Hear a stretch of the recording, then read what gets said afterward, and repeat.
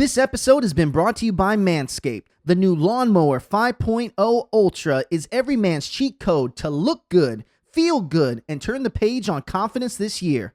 Go to manscaped.com, use the code GOLTS20 for 20% off plus free shipping today. This week on the Heart of the Gulch YouTube show, we sit down with the co-owner of Raised Rowdy and host of the Outside the Round podcast, Matt Burrill. In today's Walk the Line episode, we head over to Barstool Sports on Broadway for Raised Rowdy's Nickelback night. Let's check out the episode.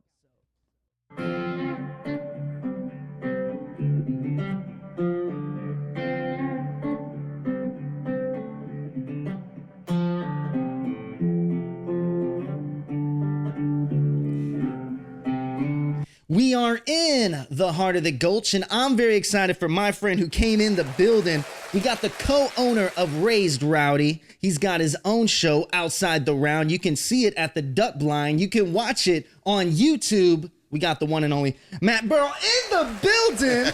What's going on, my brother? How you doing? Matt, dude, I cannot believe it. We filmed this interview at the top of this year. Yeah. And you know how technology goes sometimes. Oh, dude, I know it all too well, bro, for sure. But I'm super excited because we get to do this again. I get to see you again outside of the round. Yes. And man, first of all, tell me how your 2024 with Raised Rowdy's been going. Bro, first of all, thanks for having me back. Yeah. I'm very excited.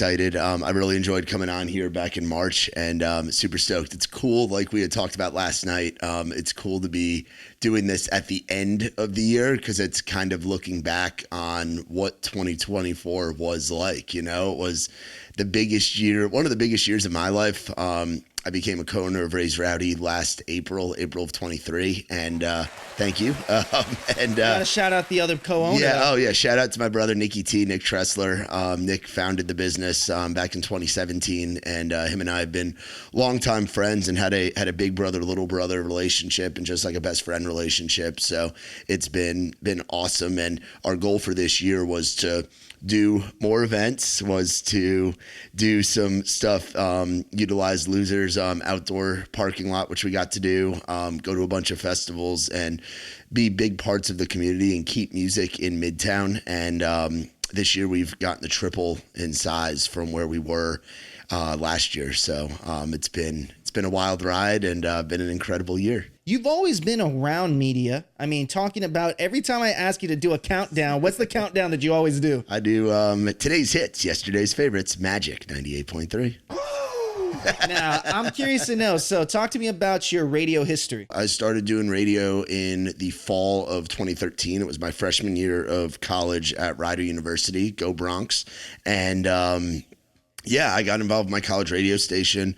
I was the student general manager there. I was the promotions director there. We were able to do all kinds of cool things that really set me up for what I'm doing now, where we were doing events on campus, doing events off campus, broadcasting, obviously, the Rider athletics games, but also doing minor league baseball. We got to give away a car at commencement with the local Toyota dealership. We would do like student top chef at the dining hall. We do like a big egg hunt that had a bunch of prizes, and I learned how to work with sponsors and do all of that stuff. And then I got an internship with, at the time it was Greater Media, then got bought out by Beasley Media, and I worked for a station called WMGQ, Magic 98.3, and it was an adult contemporary station, so not quite in the country vibe. I got to do some like country related things through it, which was cool. In college, I got to know a lot of artists, and I got to, just by being on a small college radio station, but having a consistent show, I got to have guys like Luke Combs, Brett Young, John Party, Walker Hayes, Morgan, Eric Church, like all these different people on my college radio show, which was really cool. So I thought being at the FM level, at the commercial level, I'd get to do that. And I got to hang out with Garth Brooks a couple times. I got to interview him twice before his shows at Yankee Stadium and his show at the Prudential Center in Newark.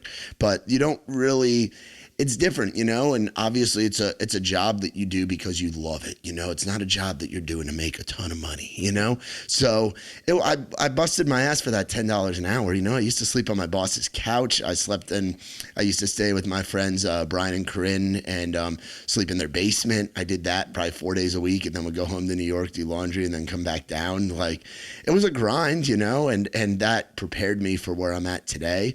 I didn't anticipate it kind of fizzling out the way that it has over the past few years. I mean, I moved down here with the expectation of trying to get an air shift similar to what I had back in Jersey, you know, where I'm getting to do something on the weekends, getting to voice track some overnights, doing events with Big 98, or at the time Nash FM. Now it's what is it? It's like Your Country or My Country 103.3 or whatever it is. And I tried to work at those stations, and the industry has just downsized so much, you know, and with AI and technology and all of that stuff, it's just not what it was when I was wanting to get into it back in the day.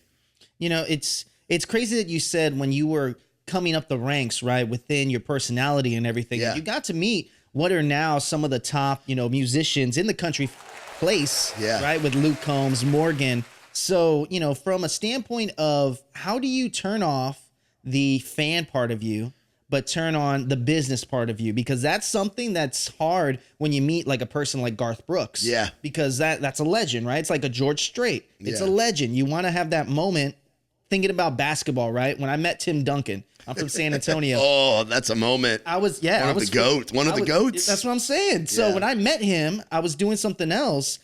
I took that moment of geeking out for a second in my mind and then approached him from a business standpoint. How do you know when to turn off the fan point and then have that fun work experience? Yeah, so that's definitely something I've learned over the years. You know, my interviews with Garth, if you go back and watch them, which they are on Facebook somewhere. I'm definitely geeking out when I'm doing those. At the time, I mean, Combs, Wallen, all of those guys at the time. This is 2016, 2017. Like, Hurricane hadn't even hit the radio charts yet. Wallen was opening for FGL, wearing a fitted hat and FGL baseball jersey, playing at Jenks on the Jersey Shore. So they weren't like massive people yet, you know? So for me, it was just getting to be around other people that were coming up, you know, like Walker Hayes. It was right when he first got dropped by his deal with Sony, and he had a song called Pants that was his big one. And he still had long, shaggy hair, hadn't gotten sober yet. I hadn't gotten sober yet either. So that was a wild time. And then Brett Young at the time was John Party and Eric Church and Garth were probably the big ones where I was like, oh shit, I'm talking to this person. But like Brett Young he came to our local college bar and played some Gavin DeGraw covers, and then like a few months later he got signed by Big Machine, you know? Like, it was pre them really being anywhere near where they're at now. I mean, you could kind of see it, you know, and then since I've been in town, it's like now I'm so entrenched in it, and with all the events that we do and getting to watch artists grow, it's like Meg Maroney, Bailey Zimmerman, all those folks. Those are folks that we had play our events back in Langley. the day. Ella's like a little fucking sister, dude. Ella's little sis, you know.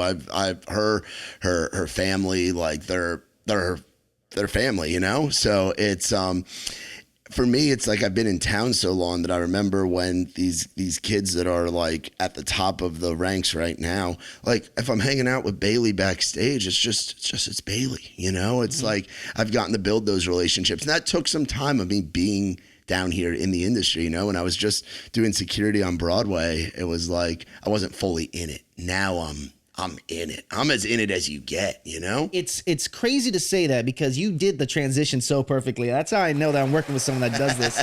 Because that transition to Nashville, right, where you're now entrenched in the music scene, and like you said, you're keeping music on in Midtown right now, and that's pretty crazy to see how the ranks change within just a year. Because talk to me about like last year in 2023, some of the interviews that you were doing with Outside the Round and some of the guests that were coming to Outside the Round back then. I mean, where are those artists at today? Yeah, I mean, one of my favorites from last year, there are two. I mean, Old 60, we had play last year. We had Jacob Young, the front man, and I believe I talked about Old 60 quite a bit on the first go around we did back in March. And to see where they're at now. I mean, Jacob was coming in playing our rounds, and then our first ever Wednesday night event that we did, that was their first full band show ever, you know? And it's like looking back on last year, who I had on the pod, Gavin Adcock was a big one, you know, and Gavin's somebody that, again, we're very close with. Like, I call him up on the phone, be like, what's up? He'll be like, what's up, man? How you doing? You know? And it's like, to see where he's at to where he's just selling out everything is crazy. Same with Ella. I had Ella and her right hand, her content girl, Kaylee Robillard, on last year, and cool to see where they're at. Austin Snell, another one to see where he's at, that really stands out. I mean, like, the relationships that I've gotten to build through the podcast. Meg was in 2022, I want to say.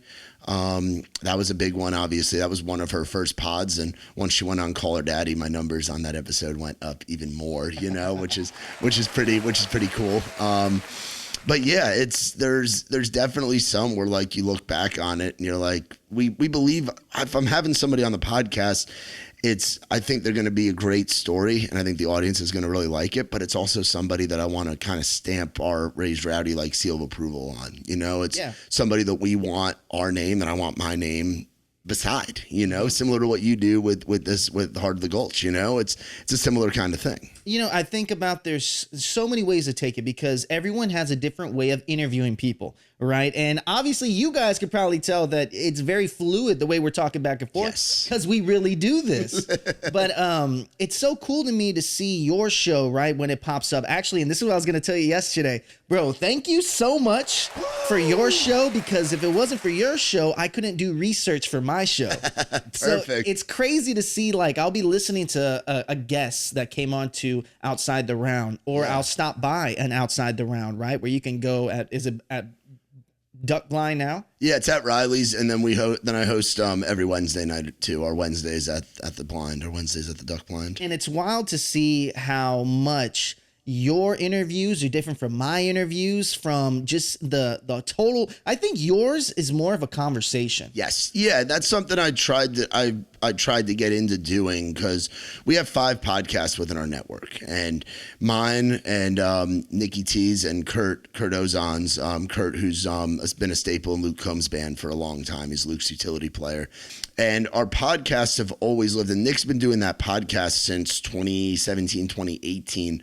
So our guests would always kind of like overlap, you know, we're in that same world. And it's like, how can I make it a little bit different from what Nick's doing to make sure the viewer tunes in for not only Nick and Kurt's, but also mine. Like, if we have the same guests, like, we've had a lot of overlaps with guests over the years, and it's, how can the conversation be a little bit different? You know, I might cuss a little bit more than the average podcaster, you know, the conversations are, it depends on the guest too, you know, like, I've had some where I haven't met the guest before, and I'm going off of a sheet that is sent to me, and I'll put that into an AI filter, and I'll have it bullet pointed down for me. Shut up! You really? Oh yeah, dog, dude, you gotta use the technology. Bro, AI for reach outs, bro.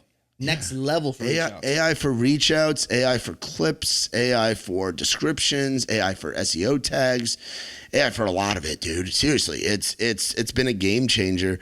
But like, if I'm doing, like, I just did one with Lainey Gardner, and I've known Lainey for a while. She's badass. She has just dropped her big record, and it's about a great video for her song Cry, and she's killing it. And I've known Lainey for a while, so that one was very conversational because we knew each other.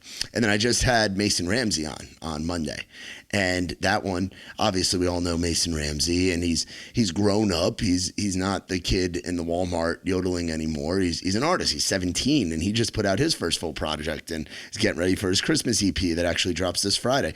And for that, I went off like the sheet of what I'm going to be talking about. You know, it was still conversational, but when I don't know somebody, it starts out as more of an interview. And then as you get about 20, 30 minutes in, that's when that conversation really gets going. You know, like, I had Dan Spencer on not too long ago, and a lot of people are like, who the hell is Dan Spencer? Dan Spencer is a guy, he's working with Post Malone's team and with Gray Area Records, and he was the first of 3 on the whole F1 Trillion tour, and got to do some really cool things. And it started out interview, and then I'd never met him, and then we ended up talking for a freaking hour and a half, and it turned into a conversation. So it's all about kind of like feeling it out, and different guests. Like today I have Kate and Max King coming on, and I've known Max forever, and I've gotten to know Kate, and I think that one's gonna be very conversational, especially when you have three people. It turns into very conversational. Well, keeping the conversation going, we got to take a quick break. We got to shout the sponsors of this video, and we'll be right back with Matt right after this. This episode has been brought to you by Manscaped. The new Lawnmower 5.0 Ultra is every man's cheat code to look good, feel good, and turn the page on confidence this year. Go to manscaped.com, use the code GOLTS20 for 20% off plus free shipping today. Before we took that quick break, we were talking about how different our days are between you and me, because, man, when I think about the events you're doing, when I think about having the outreach for guests on your show, doing a real in-person round, having to contact musicians for that. Yeah. I think about what I'm doing, bro, and I'm just like, damn, I ain't doing enough, because I don't know where you find time in your day to do this. Well, yeah, man. I mean, it's not going to do itself, and luckily Nick and I work in tandem, and we have a crew of video guys. We have Ike Everard, we have Trey Bonner, who help us out and do a lot of the editing of the video side of stuff for us, and shoot the short form content with us, and do the photos and everything at the rounds. We have the girls that sell the merch at the events. Last night we had Ashlyn, funny enough, Ike's fiance. We have Danny, we have Victoria, we have Dusty, we have Chloe. We have like a whole crew of people that help us out, So it's a lot.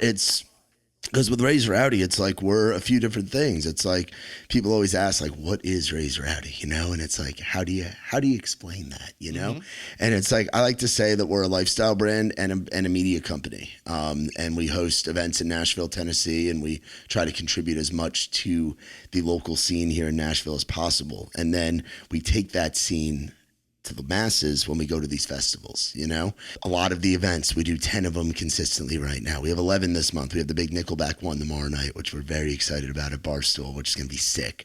And then it's a mix of everything. So back in the day, it was like I was on the road. I got to go on the road with Muscadine. I got to be Trey Lewis's right hand for a while. And I got to go, it was like Wednesday to Sunday, I'm out of town. And then Monday, Tuesday Wednesday during the day is when I'm doing the pods, and I would host my event every other Tuesday. But now it's like, it's just, this is it, we were talking about this last time, and with Raised Rowdy, I see a lot of similarities to like what Ward did with Whiskey Jam. Yeah. And shout out to Nicky T too, because Nicky T obviously has done a great job of not only finding his own sound in this industry, so have you found your own sound, your own voice. So I'm curious to know, with that, is there a parallel there between Ward, Whiskey Jam, and Raised Rowdy? Well, I've always said that, speaking in like mafia terms, like Ward is the Godfather. Ward, if Ward hadn't done what he started doing like years ago, it'd be tough. Like when Nick and I first moved to town, it was like, great, we can go to Whiskey Jam every week. We can go to Revival every week. We can go to Bus Call every week. We can go to Why Not Wednesday once a month. We can go to all these different events. Grady Saxman was Sunday School back in the day. And I just wanted to go to the events. I didn't even dream about hosting my own. They're in a different spot because they've been around. I mean, you have the 10-year, I was at that show too at the Ryman, that 10-year poster, and that was a few years ago. So they're coming up on 13 or 14 years of doing this shit. Ward's just he's at a different level, and that's part of being downtown, and he's down there and doing his thing, and they're crushing it. It's a massive thing. But so are you guys. I mean, it's crazy to see this year. Yeah, dude, we definitely are, and it's been cool to be the guys keeping it in Midtown, which is important for us. I used to work on Broadway. Funny enough, I used to work at Whiskey Row, where Whiskey Jam is currently.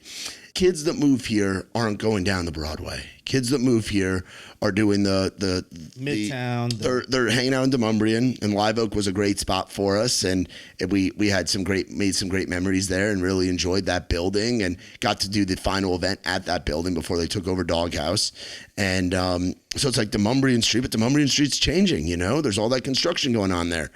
Those buildings aren't going to be there in a few years. It's like, it's crazy. So now it's like the kids hang out at Tin Roof, they hang out at Live Oak, and then they hang out at the nice little journey that is Losers, Duck Blind, Slider House, Red Door, soon to be Old Dominion's opening up. Like it's important to give people something to do original music wise and give people a place to play in that area where their friends can come out and watch them and not have to pay $30 to park and $15 for a fucking beer, you know? It's kind of crazy to see how different Midtown has changed within the 4 years I've been here. Yeah. So with Raised Rowdy coming up and now starting to get a real great name in the city of Nashville, right? Yeah. What's it like now to collaborate with, other ventures and put your name on events? Yeah, dude. No, it's awesome. It's exciting. And we've always been a brand that is cool with other people doing takeovers,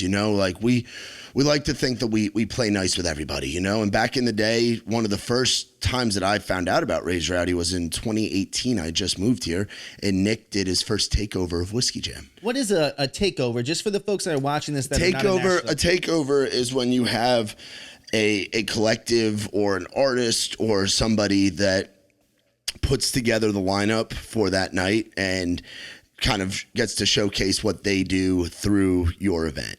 We've done them with label partners. Rowdy on the Row and Raised Rowdy as far as events got really big through takeovers. Like when Nick first moved to town, January of 21, he had his first night and then it was COVID. So labels were looking for a way to get out there. So they did one with, he did one with Big Loud, Raised Rowdy. And this is when they were really looking for some PR stuff. Wallen hadn't come back yet. And they had everybody from Hardy and Ernest to Craig Wiseman, like just a massive lineup.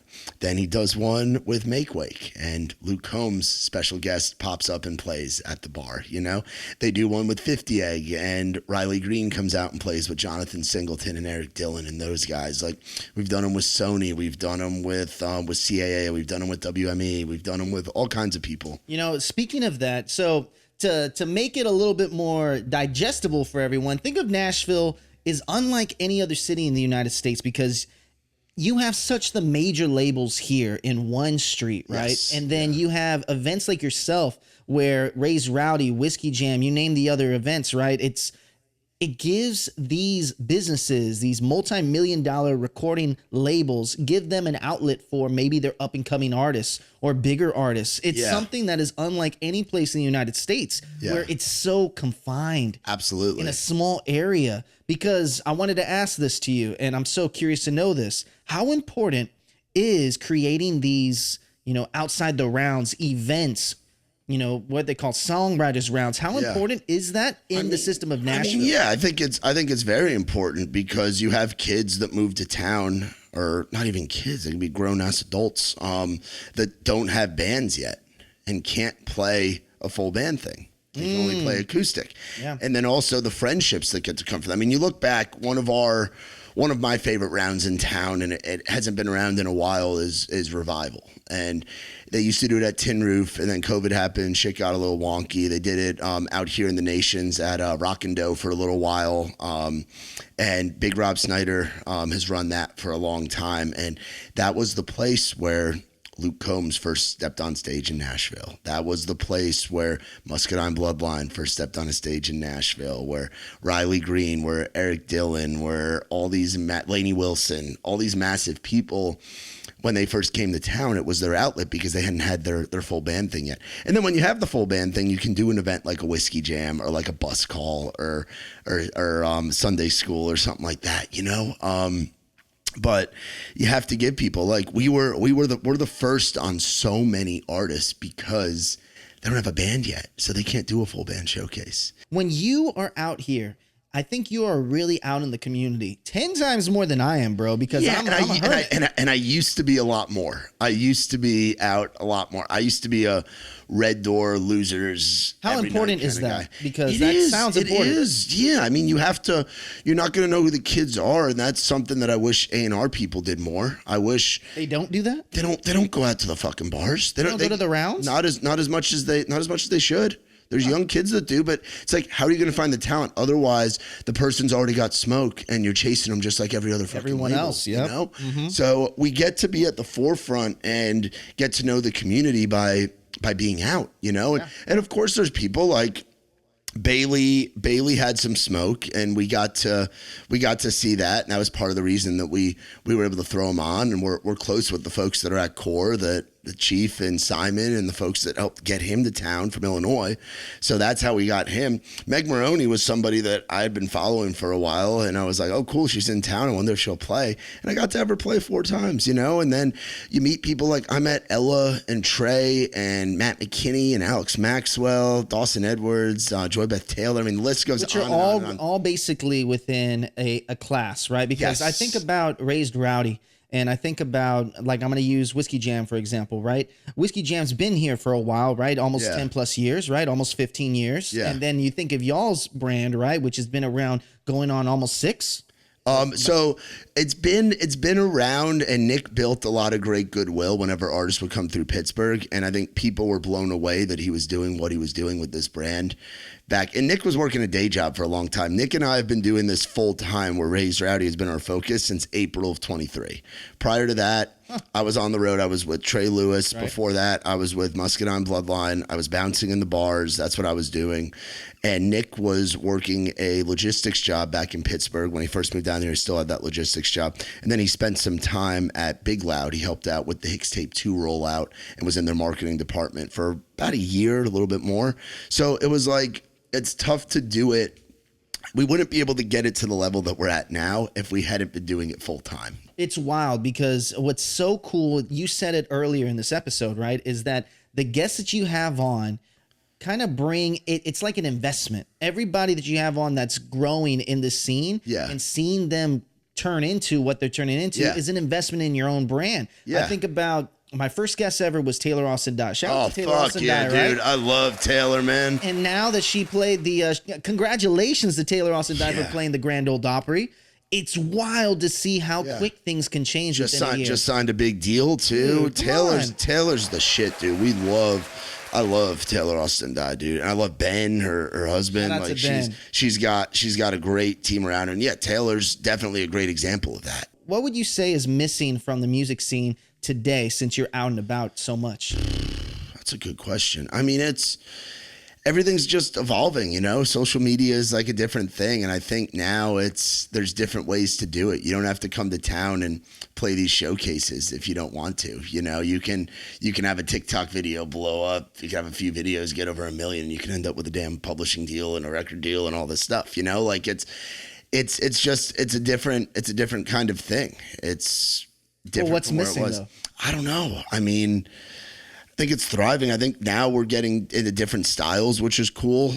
We're obviously well past like the bro country thing. There's still some guys and girls doing that style of what we all lived and loved 10 years ago. But there's this neo-traditional thing coming back. There's a rock scene coming in right now. There's a mix. There's a lane for everybody. And I think artists have it easier. It's a weird thing. So it's like, it's more accessible and easier to get your music out there. It's easier to get on the road, but the highway to success is more crowded. You know, it's like there's more. It used to be that artists there'd be the album cycles, and there would be like, you'd get a Brantley Gilbert record or an Aldine record every couple of years, and then you'd get like a single leading into the album, and then they tour that record.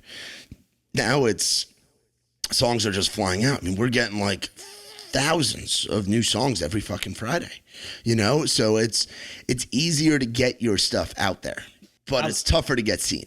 100%. And, you know, speaking of, you know, those changes in the sounds kind of going from a traditional country to a pop country to a bro country. And now I feel like there's a lot more people that are looking into that same lane as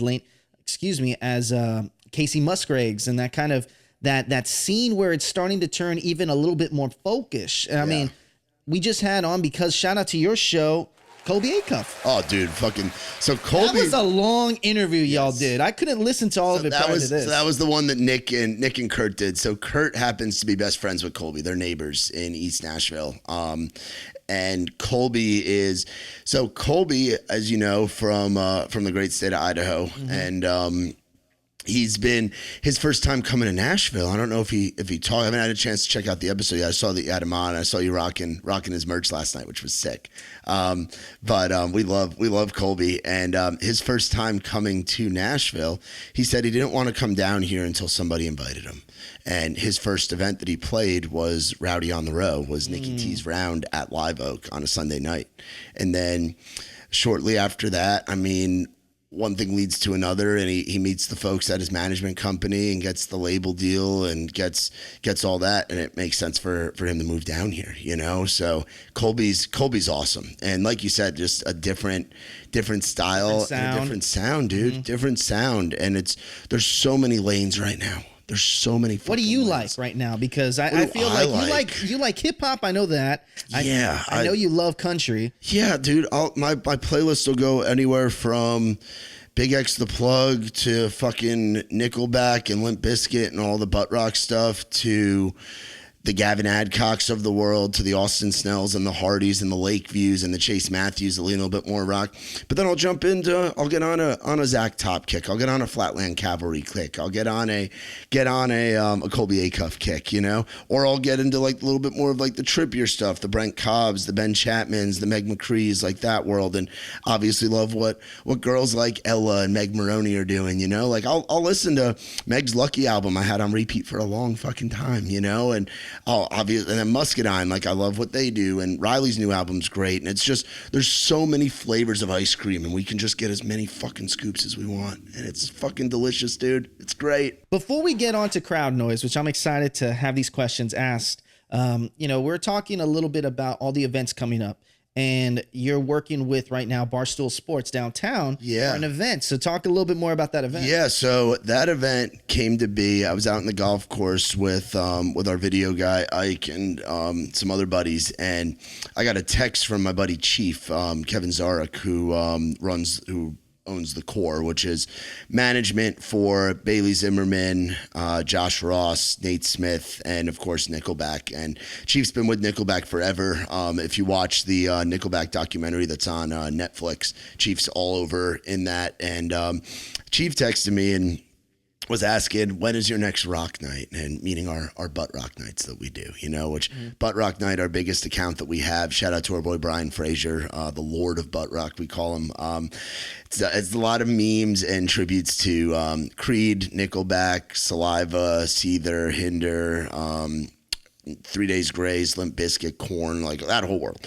So Chief had said that he wanted to do some kind of night to celebrate this Live from Nashville album that's dropping with Nickelback. And we've been on a series of calls, and it worked out to where Barstool was cool with us using their venue. And so it's a Raised Rowdy Nickelback tribute event in conjunction with BMG and the Core at Barstool downtown, which I've never been in Barstool, so I'm excited. I'm excited to check it out. Again, I don't go downtown like I used to. It's like when you work downtown for about a year, you see it differently. You know, you don't want to get, and especially What do you see differently? The fucking chaos, dude. The chaos. I used to work like 60 hours a week downtown, checking IDs, babysitting drunks, breaking up fights, kicking people out. What is the number one state ID that is usually a fake? Oh, back in the day, South Carolina had a really good run. South Carolina, so ID God was the company that would make it, and it would have, all the fakes would have the same last 3 digits on the serial number. So you'd flip that ID around, and I forget what the 3 digits were, but you'd see that, and you just put it in your pocket and say, have a nice day, kid. And what's that like? So when you take someone's property, quote unquote. It's not property. It's a fake fucking ID. I mean, it's property though. It's theirs in a weird way. Yeah, no, you can't really flex it though. I take it, and if there's issues, there's some guys that sell it back and will make a couple extra $100 a night selling back IDs for $100 a pop. I never did that. I didn't even know that was a thing. I never did that. I collected them. So I had me and my boys. Shout out to Dave Hangley, Dakota Tate, Jake Arch, Ethan Willis, Tyler Lassard. Some of my really good buddies back in the day that I used to work with. We had a book at at my house that I was living in when I was bouncing, and we had all the IDs sorted by state. Gosh, and you're saying that South Carolina had a legendary run here in Nashville. Well, it's just it was the Southern kids were using like ID God, I guess, the company that used to make the fakes made a lot of South Carolina IDs around 2017, 2018. So, I mean, I would see them all, dude. I'd get fake Canadian things. I'd get fake green cards. I'd get fake, like, you name the state, like, we have a fake of it, you know? You know, what is a challenge? We're coming up on Turkey Week, Thanksgiving week. Are you going to be going back to New York for So I actually, the past coming up on 2 years, I've had this wonderful woman in my life, my girlfriend Erin, and her 6-year-old daughter Charlotte, and it's changed me a ton, and that's part of the reason I'm not out at the bars as much as I used to be. You know, things change. with you. Yeah, I met your girlfriend last night. Yeah, 4 years, Real nice. 4 years almost. Freaking awesome, dude. That's Crazy, great. but you turn into a very inside. When you go out, you like to just go out to maybe see your friends like you. Yeah. And maybe hit up like a whiskey drink or something. And then after that, it's pretty chill. Yeah, dude. Yeah, you got to have time and do the family thing. And so I'll be with Erin and with some of her like friends and family that are here in Tennessee. And this will be the first holiday season where I don't fully go home. You know, I'm right there with you. I'm staying there. But luckily, my sister's getting married next week, so I'll get to see all my family next week, which is cool. So I get that. But yeah, I'll be down here in Tennessee. Bro, that's for Christmas. Literally me. I have literally every holiday is spent away from my family this year, first time ever. But speaking of family, we got some questions from Crowd Noise. Let's do this real quick.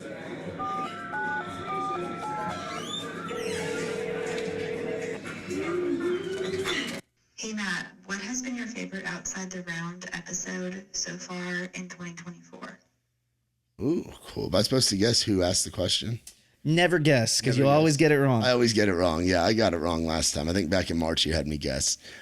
Favorite episode of all time? Holy shit. Of this year. Oh, this year. Of this year. If you want to do all time, let's do it. But let's do what's your favorite Outside the Round episode in 2024? So fucking many.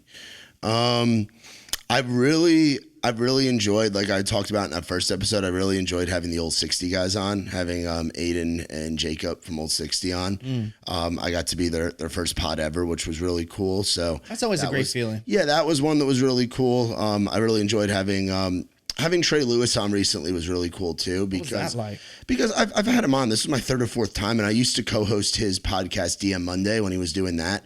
So Trey's like my big brother, you know. So it was really cool to have a conversation with him and catch up. So I would say those three would be up there as far as favorite episodes. Now, what about favorite episodes since the inception? Oh, geez. That sticks out. There's one that sticks out in your mind. It has to. Chief was really cool, and I'm not just saying that because we're doing the Nickelback night tomorrow. That was one that was really cool, just to hear the stories that guy has. That was really cool and electric. Dylan Marlowe and Screech was really cool. Ella and Kaylee was a lot of fun. And then Gavin, because Gavin at that time was just starting to sell some tickets here in the Southeast. Now he's like a nationwide like spectacle and act and killing it. So looking back on that one, and then I'd be lying if I said the Meg Maroney one doesn't make me feel good. Well, you know? Who doesn't like a win there? Speaking of which, I think I have a question that just popped up right now on my phone. Oh, As really? we're doing that. Check this out. Let's see. Hey, Matt. Big fan of Raised Rowdy. I have a question for you. What's one thing that happened to you in 2024, like a night or an experience that you wish you could relive again? Cool. Thanks. Literally, while we were talking, that just popped in on That's my phone. sick. So there you go. So how does crowdsource work? Hey, man, I can't tell you all this information, bro. So answer that question right there. I like it. That's sick. That's really cool that you can have that just pop up. My final night at Live Oak was a really cool one, just because of the history. Like I was the longest running. I was the longest running event there for a long time. You know, events come and go at bars, and that was really cool. Our first night I wish I could relive that first night that we did at Winners, that first Wednesday night. because that was Old 60's first full band show ever. So to kind of realize what was going on there. And our boy Luke Borchelt played that too. He's been on tour with Shabuzi all year, which is sick. Talk about popping off. Yeah. And then getting to host the main stage of the Tailgate and Tall Boys series, which is coming back in 2025. It's incredible getting to be on the main stage in front of upwards of 30,000 people, introducing artists, having 5 minutes of throwing out T-shirts, getting people to come on stage and shotgun beers, like push-up contests, like being the host and of the MC of like major festivals. And Is that your favorite thing of what you're doing right now? Is you get to I definitely use your personality? The podcasting thing was fun. And it still is, but the hosting stuff, I find I'm the most me when I'm on stage hosting, for sure. That's how I feel. And I've had Nick's told me that, Aaron's told me that, Ike, Bonner, our whole crew has told me, like, you do such that they praise for what I can do on stage. And I've gotten better at it. And I feel like that's where I do really well. Because like the radio thing, similar to the podcast thing, but radio, it's like I'm talking for upwards of 2 minutes tops. So it's quick. You're moving quick. You're in a flow. Hey, so da-da-da-da-da-da-da. Yeah, and it's Here's usually Living on a not Prayer very by Bon deep. Jovi. Yeah, it's quick. It's quick and it's capped, whereas the podcast stuff's very long form. And I'm still really enjoying it and don't have any intention of not doing the podcast. But the on stage and being a part of the community in that way has become my favorite, for All sure. right, I got one more question here. Let's see here, and then I'm going to leave you with my last two. Interviews you've done, which one has been the most awkward? Out of all the interviews you've done, which one's been the most awkward? So during COVID, we had pivoted. Obviously, we were doing a lot of virtual, like remote stuff. And those were always just, you don't get on.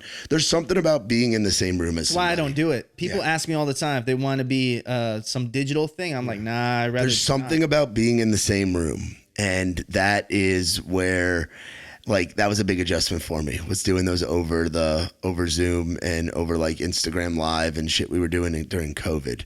So that I would say would be most awkward. You know, luckily there haven't been too many that pop into my head in person, because everybody's done.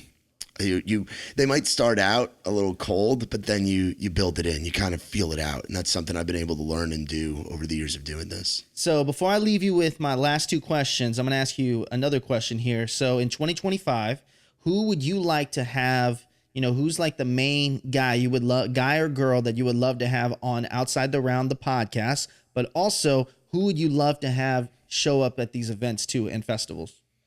I mean, the festivals, we have no control over booking, and luckily the people for next year, like, we know some of those lineups, and they're fucking fantastic. So that's gonna be really cool. I think Tailgates is gonna be announcing here in the next couple of weeks, so very excited about that.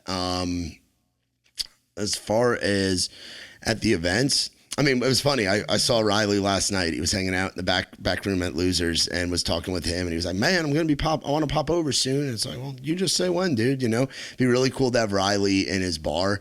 It'd be cool to have, we're getting ready to do like our anniversary stuff in 2025. January is going to be a big fucking month for us. We're very excited. It'd be cool to have Old 60 do that, just because their first show ever was with us in that room. So it'd be cool to have it'd be full circle to have them. And just to have some of like the homies that we had back in the day, you know, like the Chase Matthews, the Ellas, the Josh Rosses, I know Trey we're going to be having soon, like the Muscadines, like people like that are like homies, you know. That'd be really cool. There's not like a big artist that's popped where I'm like, I need to have them, you know. It'd be cool to have like people that we've kind of grown with over the years. Yeah, to make it feel better. Then as far as guests, I'd love to start having more comedians on. Yeah. And I'd love to start having more, I talked about doing like the athlete thing. I'd love to get an athlete or two on. But also, like, again, people that we've kind of grown with, you know, like I haven't done a pod with Bailey. I haven't done a pod with Lainey. I haven't done a pod with Chase. There's a few people like that I would love to have on. But one of my favorite things is, like you said, like that investment of having somebody on before they pop and then getting to be the first interview that they do. So it's the best feeling. So I love doing that. I love having kids that I think are going to be nominated for awards like the CMA awards that are coming up next week. I'd love to have those people that I believe in and have conversations with them and get to introduce the audience that I've been lucky enough to build to those folks. Well, okay. So now speaking of that, my last question is always has to do with, imposter syndrome and not believing and people not believing in your vision. How do you not let imposter syndrome stop you from you continue going on your road that you, Nikki T, are going through? And, what are some mechanisms that you can help others that are going through the same thing? I mean, it's just having the confidence, man. It's just having the confidence that you belong and that you're doing what you're supposed to fucking be doing, because I definitely had that at first, I definitely had like, what am I doing here? Like, I don't know how to write. I don't know how to sing. I don't know how to play. What am I doing in this community? Mm-hmm. So you have to just be confident and know that you do belong. And it's a lot of telling yourself and having the right people around you. That's a support system, like I'm very, very blessed to have a great family and have family that supports Raised Rowdy in so many ways. And having Nikki T in my corner and me being in Nikki T's corner, the imposter syndrome stuff. I haven't felt that in a while. Actually, I felt it this past year being on the main stage for a festival in front of 30,000 people, introducing Riley and Bailey and fucking Shinedown and all these bands and stuff. That was a little bit like, what am I doing here? Because I think anybody would feel that way. But yeah, it's just being confident and owning who you are and owning that there's a reason that you're doing this shit, I love it, bro. All right. Well, look, I'm happy that we got to do a second round of this, bro. right? Me too. But the way that we set off your day in the life right here is you look straight into that camera right there. You say your name and you say, this is how I walk the line. And then I'm excited to see what we film this week to be out next week. Yes. So I never have a quick round like that. So, all right, after the applause here. Hey guys, I'm Matt Burrill from Raised Rowdy, and this is how I walk the line.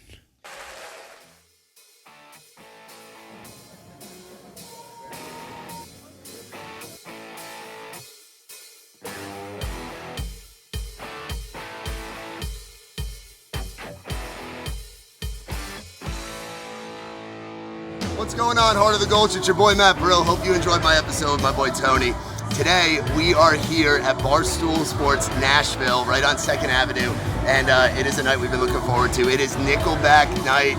It's a night that we could only have dreamed of. It's wild. It's Raised Rowdy celebrating Nickelback's Live from Nashville album, which drops tonight. 21 country artists singing 21 Nickelback and rock songs of that era. It's going to be incredible. We've done these nights before, but never to this scale. So let's go take a look at what it all looks like, baby.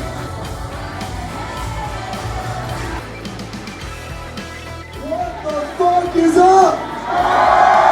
There we go. Well, my name is Matt Burrill.